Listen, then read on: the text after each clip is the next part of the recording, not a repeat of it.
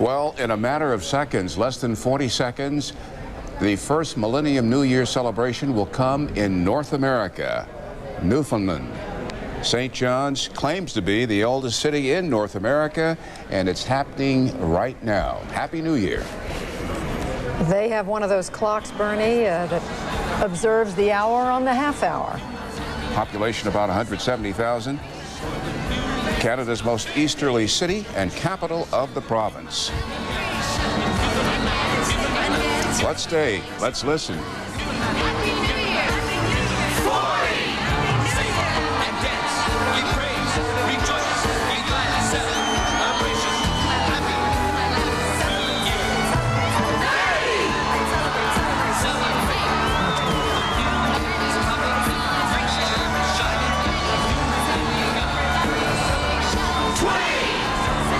This millennium is very important to these fine people. It marks the 1,000th anniversary of when the Vikings first arrived in North America, and you can tell they are having fun.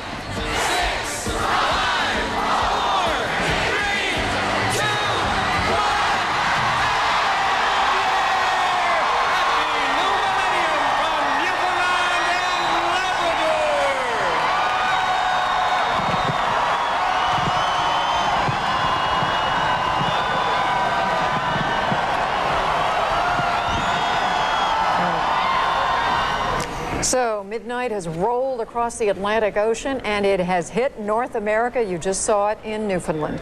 We are now, though, going to move all the way south to the country Venezuela, to Caracas, a country where this millennium is being greeted with a mixture of emotions, surely some celebration, but also great sadness for the losses Venezuela has experienced in the recent flooding and mudslides that has taken the lives of many, many thousands of people. CNN's correspondent Mark Potter joins us from Caracas. Mark. Well, Judy, what we're seeing here in Caracas is a much different situation than in other world capitals tonight. In Venezuela's capital, home to 3.5 million people, we are hearing and seeing a lot of fireworks indeed, but they're being fired off by private citizens from their homes, from their yards, from their streets. But there is no organized New Year's and Millennium celebration. The government is not sponsoring a national party, and the mayor's office and local TV stations, which used to sponsor New Year's events, have canceled them this year. Now, there are a couple of reasons for the rather limited celebrations here in Caracas. One actually is cultural. The Venezuelans typically don't make a big deal of New Year's, relatively speaking. They tend to celebrate in their homes at midnight, having dinner with their family if they go out. They go out later to church, to private parties. They don't gather in big crowds as in New York and other places. Now, there's a second reason for the limited celebrations here. It's much more serious, it's very sad, and it happened very recently. Just 2.5 weeks ago, there was a natural disaster here. On December 15th, after days and days of torrential rains, floods, avalanches and mudslides destroyed a number of communities just to the northeast of where we're standing, just northeast of Caracas. It killed thousands of Venezuelans, and it certainly has put a damper on the New Year's celebrations. The mood in much of Venezuela is seen through the eyes of Red Cross workers, who day after day slog through mud and wreckage, trying to ease the suffering. The estimates are staggering: between 15 and 50,000 dead, 400,000 homeless, and a $20 billion price tag on recovery, which could take years.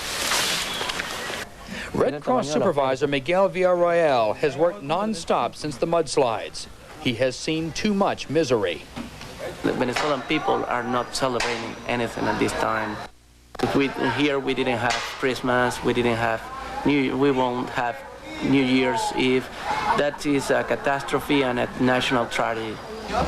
A national tragedy that has taken a personal toll on Ana Roxo. I'm not going to have New Year party. I didn't have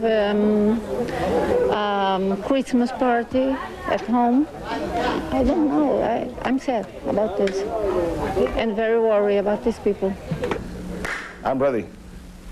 During a national address, Venezuelan President Hugo Chavez said the tragedy has shaken, but perhaps strengthened, the national soul. Creo que estamos entrando con la frente en alto, cargando nuestros muertos. I think we're going in with our heads held high, carrying our dead, but with our heads held high.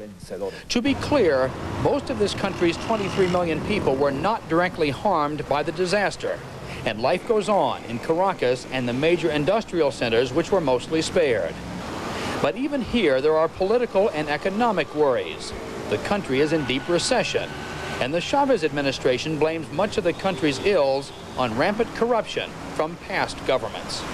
Si algo ha demostrado la corrupción en Venezuela, Corruption in Venezuela has shown it is a state within a state, and many times it is more powerful than the government itself.